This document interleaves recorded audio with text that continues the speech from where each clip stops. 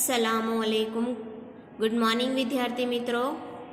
ધોરણ 6 સામાજિક વિજ્ઞાન વિદ્યાર્થી મિત્રો, આજે આપણે પાઠ 8નો અભ્યાસ કરીશું, ભારત વર્ષની ભવ્યતા.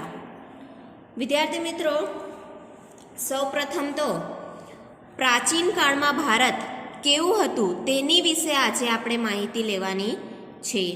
તો પાષાણ કાળથી લઈને લગભગ 8મી સદી સુધીના પ્રાચીન ભારતના ઇતિહાસનું આપણે અધ્યયન કર્યું.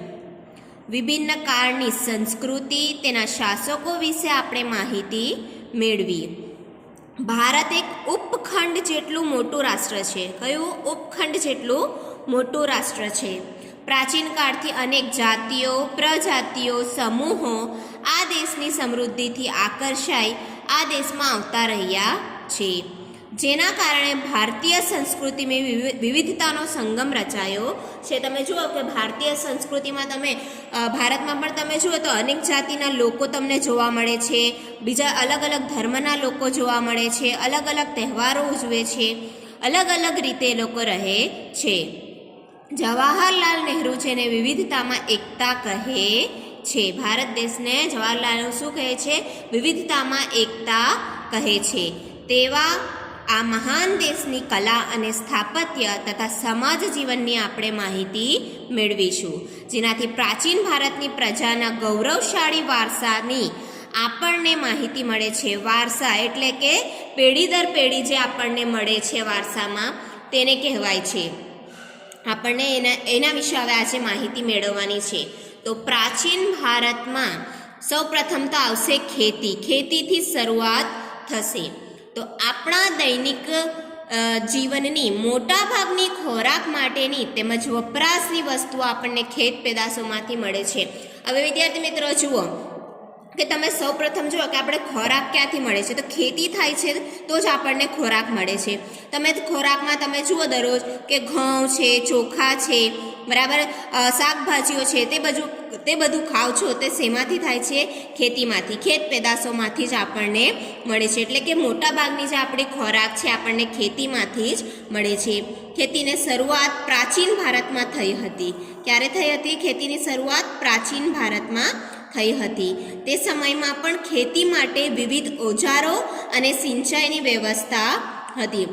એટલે પહેલાંના જમાનામાં ઓજારો અને આજના જમાનામાં ઓજારોમાં ખૂબ ફરક આવી ગયું છે. પહેલાંના જમાનામાં બળદ અને હળ દ્વારા ખેતી કરવામાં આવતી હતી, જ્યારે તમે હમણાં જુઓ તો ખૂબ જ ટેકનોલોજી દ્વારા આપણે ખેતી કરીએ છીએ. પ્રાચીન સમયમાં ઘઉં, જવ, ડાંગર, જુવાર, બાજરી, તલ, વટાણા વગેરેની ખેતી થતી હતી, બરાબર. તો તમે જુઓ કે આ બધાની જે ખેતી થાય છે, ઘઉં, જવ, ડાંગર, જુવાર, બાજરી, તલ, તો આ બધાની ખેતી હમણાં પણ થાય છે, જ્યારે આ બધું પ્રાચીન ભારતથી જ થતું આવ્યું છે, પ્રાચીન સમયથી જ થતું આવ્યું છે. હવે આવશે ઓજારો.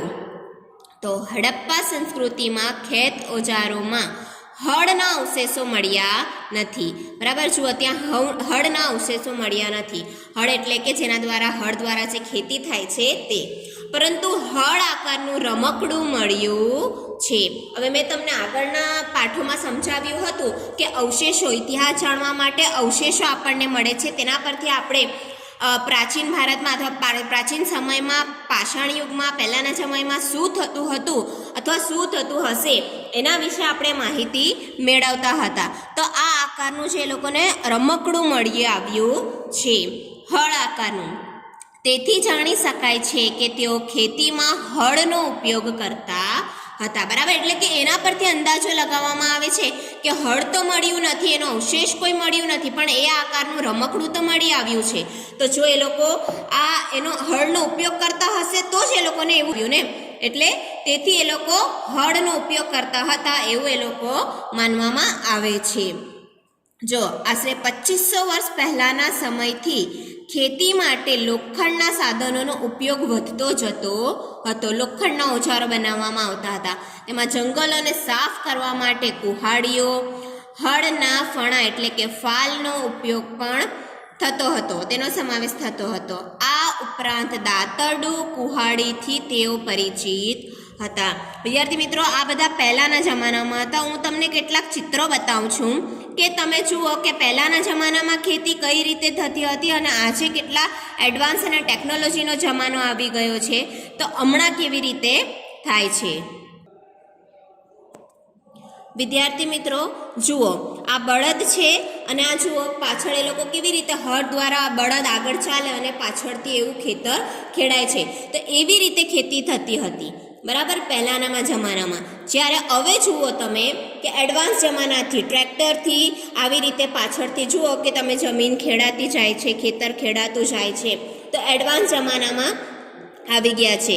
તો એવી રીતે ખેતી થાય છે, તેનાથી ખૂબ જ સમયનો પણ બચાવ થાય છે, ખૂબ જ ઝડપથી ખેતી થાય છે અને ખૂબ જ સારી રીતે થાય છે.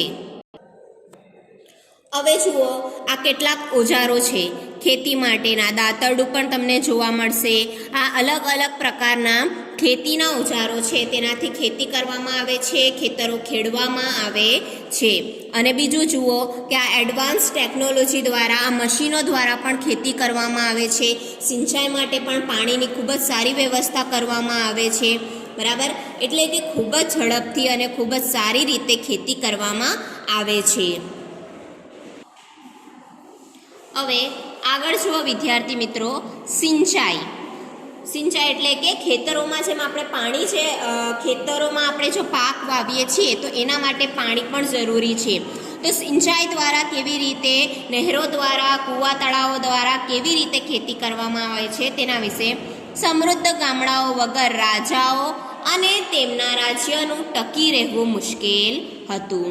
જે રીતે ખેતીના વિકાસ માટે નવા સાધનો અને ધરુરોપણ મહત્વપૂર્ણ પગલાં હતા, તેવી જ રીતે સિંચાઈ વ્યવસ્થા પણ ઘણી ઉપયોગી સાબિત થઈ. હવે આ સિંચાઈ વ્યવસ્થા એટલે ખેતી કરો એના માટે સિંચાઈ વ્યવસ્થા તો જોઈએ જ. આ સમયે સિંચાઈ માટે નહેરો, કૂવા, તળાવો તથા કૃત્રિમ જળાશયો બનાવવામાં આવ્યા, બરાબર. તમે જુઓ કે પહેલાંના જમાનામાં નહેરો, કૂવાઓ, તળાવો તથા કૃત્રિમ જળાશયો દ્વારા શું થતું હતું, સિંચાઈ કરવામાં આવતું હતું. હવે આગળ જોઈશું પ્રાચીન ભારત અને ગ્રામીણ જીવન. ઉત્તર ભારત અને દક્ષિણ ભારતમાં ગ્રામીણ જીવન આ પ્રમાણે હતું. ભારતના ઉત્તર ભાગના ગામનો વડો ગ્રામ ભોજક કહેવાતો, બરાબર. શું છે, ઉત્તર ભાગના ગામનો જે વડો હોય છે તે શું કહેવાતો, ગ્રામ ભોજક કહેવાતો. સામાન્ય રીતે એક જ પરિવારના લોકો આ પદ પર પેઢીઓ સુધી રહેતા. એટલે કે પેઢી દર પેઢી આ વારસાગત હોય છે કે પેઢી દર પેઢી. મેં તમને આગળના પાઠોમાં સમજાવ્યું કે ગાદી માટે કોઈ એક મરી જાય તો એના પછી એનો પુત્ર ગાદી આવે, પછી એ મરી જાય તો એના પછી એનો પુત્ર ગાદી આવે. તો એવી રીતે અહીંયા પણ પેઢી દર પેઢી આ પ્રથા ચાલુ જ રહેતી હતી. આ પદ વંશ પરંપરાગત હતું. ગ્રામ ભોજક મોટા ભાગે ગામનો સૌથી મોટો જમીન માલિક હતો, બરાબર. ગ્રામ ભોજક કોણ હતો, મોટા ભાગે ગામનો સૌથી મોટો જમીન માલિક હતો. આ જમીન માલિક ભાડુતી માણસો રાખી ખેતી કરાવતો હતો, બરાબર. એટલે કે જમીન માલિક હોય એટલે પોતે તો ખેતી કરે નહીં, એટલે શું કરે, ભાડુતી રાખે, એટલે કે પૈસા આપીને માણસોને રાખે અને શું કરાવે, ખેતી કરાવે. રાજા પણ ગામડાના કરવેરા ઉઘરાવવાનું કાર્ય તેમને સોંપતા. શું કરતા હતા, રાજા ગામડાના કરવેરા જે હોય છે તે ઉઘરાવવાનું કાર્ય તેમને સોંપતા. તે કાયદા અને વ્યવસ્થાની સ્થિતિ પણ સંભાળતા. દક્ષિણ ભારતમાં 3 પ્રકારના લોકો રહેતા હતા: મોટા જમીનદારો, નાના ખેડૂતો અને જમીન વિહોણા એટલે કે મજૂરો, જે દાસ હોય છે, મજૂર જે લોકો દરરોજની મજૂરી કરીને પૈસા કમાવે છે, ખાવાનું ખાય છે, એ એટલે કે જમીન વિહોણા એટલે કે એ લોકો પાસે કોઈ જમીન હોતી નથી, બરાબર. એટલે કે આ 3 પ્રકારના લોકો રહેતા હતા. હવે આવશે ભારતનું નગર જીવન કેવું હતું તે. મોટા ભાગના શહેરો 2500 વર્ષ પહેલાં મહાજનપદોની રાજધાની હતા. આ શહેરો કિલ્લાબંધીથી સુરક્ષિત હતા. ઘણા શહેરોમાં વલયકૃપ પ્રાપ્ત થયા હતા. હવે કિલ્લાબંધી એટલે કે આમ શહેરો હોય ને એની ફરતે જે દિવાલો ઊભી કરવામાં આવે છે મોટી મોટી, એને કહે છે કે કિલ્લાબંધી કરી. સુરક્ષિત હતા ઘણા શહેરોમાં વલયકૃપ પ્રાપ્ત થાય છે જે કૂવા તરીકે ઓળખાતા. આ વલયકૃપ એટલે કે જે કૂવા તરીકે કૂવો જ એક તરીકે માની લેવાનું. આ વલયકૂપ શૌચાલય, નેક અથવા કચરા પેટી માટે ઉપયોગમાં લેવાતા હતા. બરાબર. આ વલયકૂપ શેના માટે લેવાતા હતા? શૌચાલય માટે, નેક અથવા કચરા પેટી માટે ઉપયોગમાં લેવાતા હતા. ગ્રામીણ અને નગરના લોકો ખોરાકમાં ઘઉં, જવ, ચોખા, દૂધ, દહીં, ઘી, ફળ ફળાદી તથા માંસ માછલીનો ઉપયોગ કરતા હતા. જે વિદ્યાર્થી મિત્રો આજના જીવનમાં પણ આપણે આ જ બધું ખોરાકનો ઉપયોગ કરીએ છીએ. આગળ જોઈએ. પુરુષો અને સ્ત્રીઓ સામાન્ય રીતે 2 વસ્ત્રો પહેરતા હતા. જુઓ હવે, શરીરના નીચેના ભાગનું વસ્ત્ર નીવી, આ તમને પરીક્ષામાં પૂછાઈ શકે છે. બરાબર.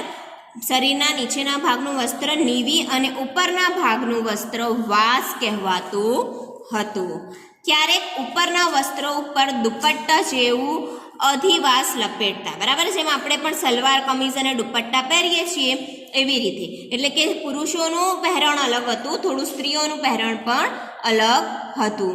વિદ્યાર્થી મિત્રો, આજના માટે ફક્ત આટલું જ રહેશે. કાલે આપણે પ્રાચીન ભારતમાં કલા વિશેની સમજૂતી મેળવીશું. Thank you.